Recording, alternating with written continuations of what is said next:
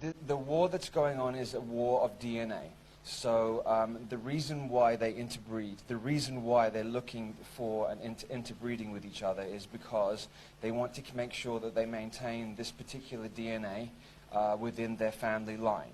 Because this particular DNA gives them exalted abilities, gifts, psychic gifts, telepathic, telekinetic gifts. So they inbreed not because, well, partly because they are twisted, and in French it's called sang royal, which means royal blood.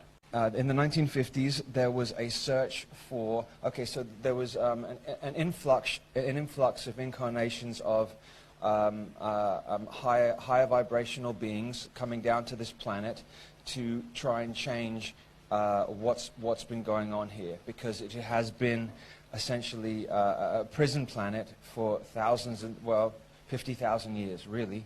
And so there was an influx in the 1950s and the 1970s of higher vibrational beings. The controlling consciousness that is in charge at this moment of this planet is and are aware of every incarnate being that comes into this planet.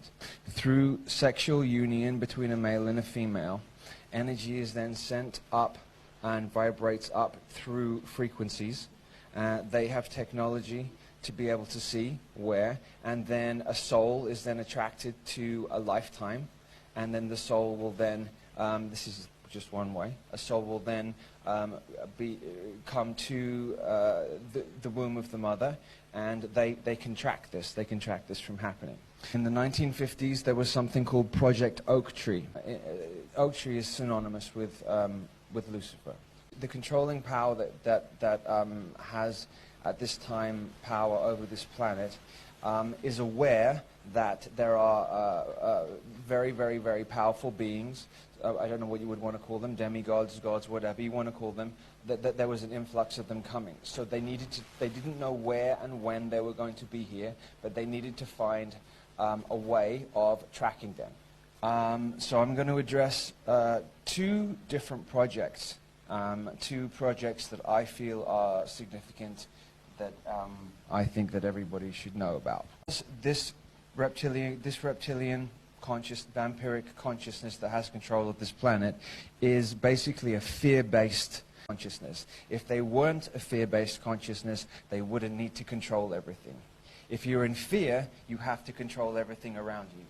If you are centered and balanced in yourself, you don't need to control things around you. So I'm going to address this. So Project Oak Tree is connected to Project Ibis.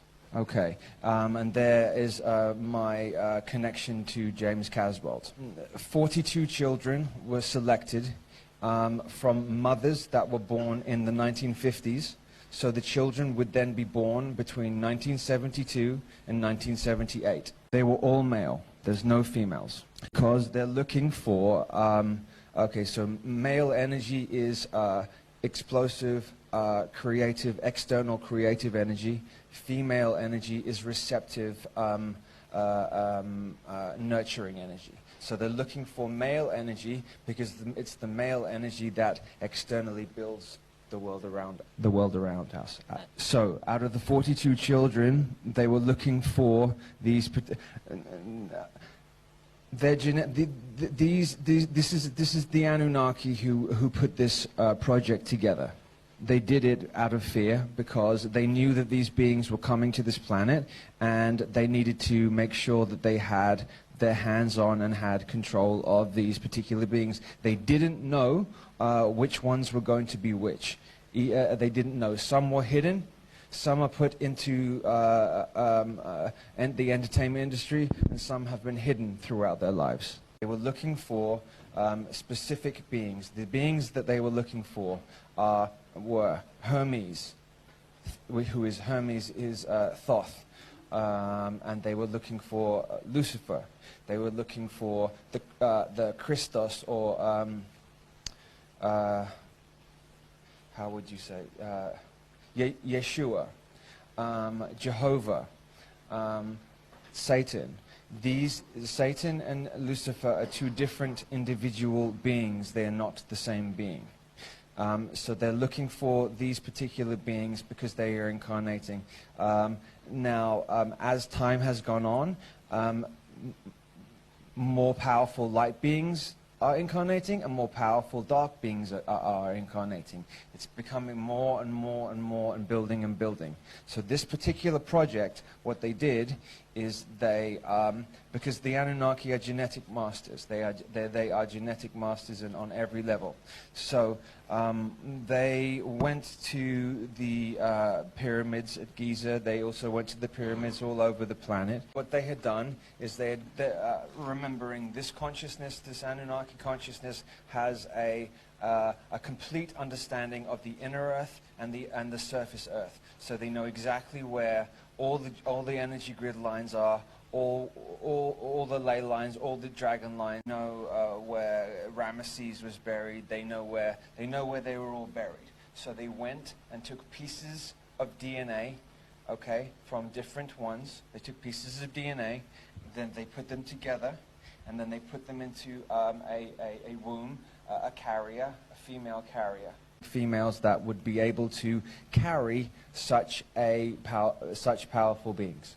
So it's called Oak Tree because, I mean, they were looking for a number of different beings, but they were primarily looking for Lucifer because they're following revelations from the Bible as a script.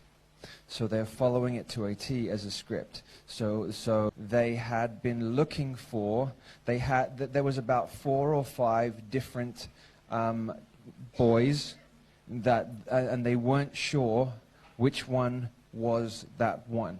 Each one of these children has also incarnated into multiple lifetimes beforehand. Okay, so for example, Thoth in Atlantean times was king and ruler, and he ruled for 50,000 years throughout Atlantis.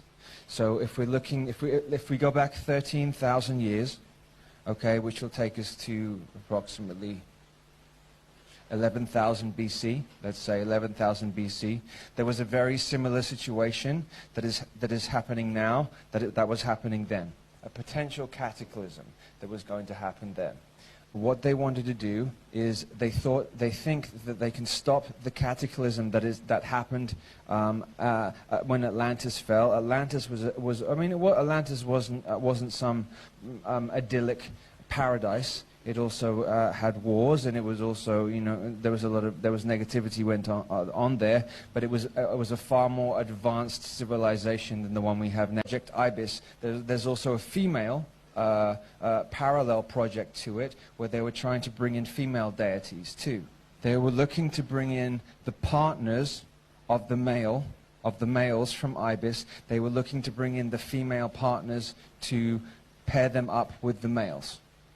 So if they took, for example, let's use the example of Isis.